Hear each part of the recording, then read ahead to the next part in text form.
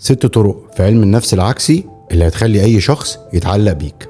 في الفيديو اللي فات انا شرحت لكم الطريقه الاولى، في الفيديو ده هقول لكم الطريقه الثانيه. لازم تبقى عارف ان اكتر سبب ممكن يخلي اي شخص يمل منك او يبعد عنك او ما يحاولش يقرب ليك هو فكره ان يكون عارفك كويس جدا.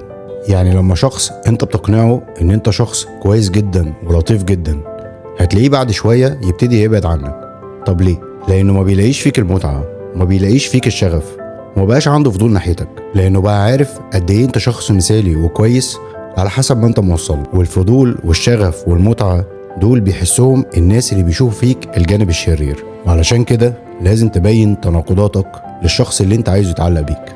يعني زي ما بتبين له الجانب الطيب اللي فيك، لازم تبين له الجانب السيء اللي فيك، لانك لما هتبين له الجانب السيء اللي فيك ده هيخليه يحس انك مش بتحاول تقنعه انك حد كويس عشان يعجب بيك. ولما الشخص اللي قدامك يحس ان انت مش مهتم انه يعجب بيك او حتى يكرهك، فهنا هيبدأ يعجب بيك. انا كده خلصت الحيلة التانية من حيل علم النفس العكسي اللي هتخلي الشخص اللي انت معجب بيه يعجب بيك هو كمان.